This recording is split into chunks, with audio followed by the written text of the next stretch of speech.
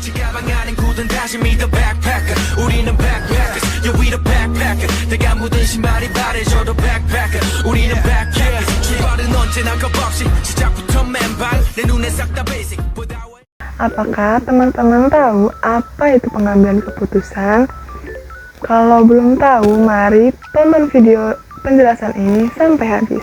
Jadi, pengambilan keputusan merupakan proses penting bagi individu serta organisasi karena kesulitan dalam memutuskan tergantung pada jumlah alternatif yang ada. Semakin banyak alternatif, semakin sulit untuk mengambil suatu keputusan. Jadi, selanjutnya yaitu pengertian menurut para ahli. Menurut beberapa ahli, keputusan bukan hanya pilihan antara benar dan salah, tetapi seringkali antara yang hampir benar dan mungkin salah. Menurut McKenzie, beliau menjelaskan bahwa keputusan adalah pilihan nyata tentang tujuan dan cara mencapainya. Kemudian menurut McGraw dan Wilson, mereka melihat keputusan sebagai akhir dari proses yang dinamis. Dan yang terakhir, menurut Morgan dan Carullo, mereka mendefinisikannya sebagai kesimpulan setelah mempertimbangkan kemungkinan yang ada. Jenis keputusan manajemen menurut Herbert Simon secara umum membedakan antara dua jenis keputusan, yaitu 1. Keputusan terprogram atau programmatic merupakan keputusan yang terstruktur atau yang muncul berulang-ulang pada tingkat tertentu, sehingga keputusan terprogram memiliki prosedur yang tetap.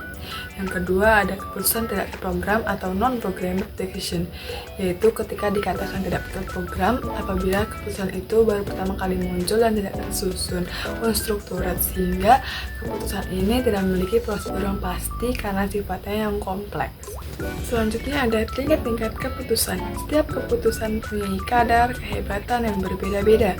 Ada keputusan yang tidak makna dan tidak mempunyai makna global yang biasa.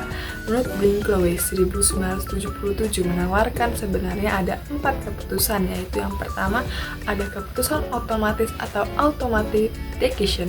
Keputusan yang dibuat dengan sederhana tetapi tidak membutuhkan informasi yang ada itu sekaligus melahirkan suatu keputusan seseorang. Yang kedua, ada keputusan berdasarkan informasi yang diharapkan, yaitu expected information decision, merupakan informasi yang mulai sedikit kompleks, artinya informasi sudah ada, tinggal membutuhkan suatu keputusan karena informasi itu masih perlu dipelajari. Yang ketiga, ada keputusan berdasarkan berbagai pertimbangan, yaitu faktor weighting decision. Keputusan ini merupakan yang lebih kompleks lagi, yaitu lebih banyak informasi yang diperlukan dan dianalisis, serta faktor-faktor yang berperan pada informasi diperhitungkan dan dipertimbangkan karena informasi itu masih perlu dipelajari. Yang keempat, yang terakhir, yaitu keputusan berdasarkan ketidakpastian ganda, yaitu dual uncertainty decision. Keputusan ini merupakan keputusan paling kompleks di mana pada keputusan ini membutuhkan informasi yang lebih banyak. Selain itu, pada informasi yang ada terdapat ketidakpastian. Keputusan ini mengandung resiko yang lebih besar dibandingkan keputusan yang lainnya. Keputusan ini terbagi menjadi 3, yaitu yang pertama, manajemen puncak atau top manager. Dengan mengambil keputusan strategis yang luas dan tidak terstruktur dengan berdampak besar dan ketidakpastian yang tinggi. Yang kedua, ada manajemen menengah atau middle manager, yaitu dengan membuat keputusan taktis dan menyesuaikan keputusan dari manajemen puncak untuk diteruskan ke bawah dengan ketidakpastian yang sedang. Yang terakhir, manajemen rendah atau lower manager. Fokus ini pada keputusan operasional atau rutin yang terstruktur dan berkaitan dengan tugas harian. Kemudian ada tahap-tahap pengambilan keputusan. Menurut Herbert Simon, terdapat 3 tahap utama, yaitu yang pertama ada intelligence, yaitu penelitian, dengan mengidentifikasi masalah atau peluang dengan data yang dikumpulkan, diolah dan diuji untuk menemukan kebutuhan keputusan. Yang kedua ada design atau perancangan, yaitu dengan mengembangkan alternatif solusi dan mengevaluasi masing-masing untuk memahami kemungkinan penyelesaian masalah. Yang ketiga ada choice atau pemilihan, dengan memilih alternatif terbaik berdasarkan evaluasi yang telah dilakukan. Kemudian ada F, gaya dalam pengambilan keputusan. Manajer dalam pengambilan keputusan dapat memiliki berbagai gaya. Ada kemungkinan manajer memiliki gaya yang sama atau berbeda. Gaya ini dipengaruhi oleh berbagai faktor seperti pendidikan, perilaku, dan pengalaman.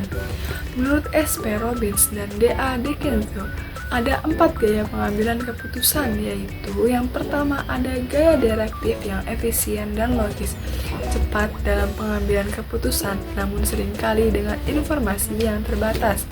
Yang kedua ada gaya analitis yang lebih toleran terhadap ketidakjelasan, mencari lebih banyak informasi dan alternatif sebelum memutuskan. Yang ketiga ada gaya konseptual yang melihat pandangan luas dan banyak alternatif, fokus pada solusi kreatif dan jangka panjang. Yang keempat, yang terakhir, yaitu ada gaya perilaku yang bekerja sama dengan orang lain, menghargai umpan balik, dan seringkali menggunakan rapat untuk berkomunikasi. Meskipun keempat gaya ini berbeda, banyak manajer memiliki ciri-ciri lebih dari satu gaya, lebih realistis untuk berpikir tentang gaya dominan dan alternatif seorang manajer. Banyak manajer bisa fleksibel dan beralih gaya sesuai dengan situasi yang sedang dihadapinya. Selanjutnya ada G, model pengambilan keputusan. Jadi perusahaan perlu menyusun struktur organisasi yang sesuai untuk menjelaskan hubungan kerja, tentang kendali dan pengelompokan pekerjaan. Beberapa masalah umum dalam pengembangan struktur meliputi 1. Pertumbuhan organisasi yang tidak direncanakan. Yang kedua, ada kurangnya investasi SDM, sumber daya manusia, sehingga fungsi manajemen tidak berjalan optimal. Yang ketiga, tidak adanya perbaikan alur proses menyebabkan proses berjalan tidak konsisten dan subjektif. Yang terakhir ada H, keputusan individu dan kelompok. Dalam keputusan individual, manajer membuat pilihan tindakan yang disukai. Terdapat faktor-faktor yang mempengaruhi pengambilan keputusan individu. Yang pertama ada kepribadian. Pada kepribadian terdapat 3 variabel, yaitu variabel kepribadian. Hal ini mencakup sikap kepercayaan dan kebutuhan individu, baik variabel situasional, dengan menyinggung situasi eksternal yang dapat diamati yang dihadapi oleh orang-orang itu sendiri. C. Variabel interaksional, ini menyinggung keadaan pada saat itu dari orang-orang sebagai akibat dari interaksi situasi tertentu dengan ciri-ciri khas kepribadian orang. Yang kedua ada nilai. Pengaruh nilai terhadap proses pengambilan keputusan manajemen sebagai berikut, yaitu ada A. Dalam menetapkan sasaran, pertimbangan nilai perlu sekali mengenai pemilihan, kesempatan, dan penentuan prioritas. Kemudian ada B.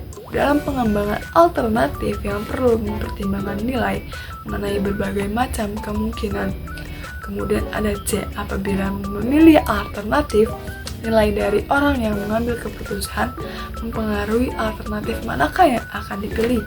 Terus ada D. Apabila melaksanakan keputusan, pertimbangan nilai sangat perlu dalam memilih cara melaksanakannya. Selanjutnya ada E. Dalam fase evaluasi dan pengendalian, pertimbangan nilai tidak dapat dihindari apabila mengambil tindakan koreksi. Terakhir ada 3. Kecenderungan akan resiko.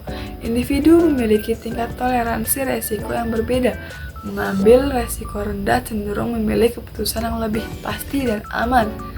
Selanjutnya ada 4 kemungkinan ketidakcocokan akan menimbulkan kegelisahan tersendiri bagi pengambil keputusan. Beberapa metode berikut ini mengurangi ketidakcocokan, yaitu dengan mencari informasi yang mendukung kebijaksanaan dari keputusan mereka, kemudian secara selektif memahami mengubah informasi dengan suatu cara yang dapat mendukung keputusan mereka. Selanjutnya merubah sikap mereka sehingga mereka memiliki pandangan yang baik terhadap alternatif yang telah ditetapkan sebelumnya. Selanjutnya ada mengelakkan pentingnya segi-segi negatif dan mempertinggi unsur-unsur positif dan keputusannya.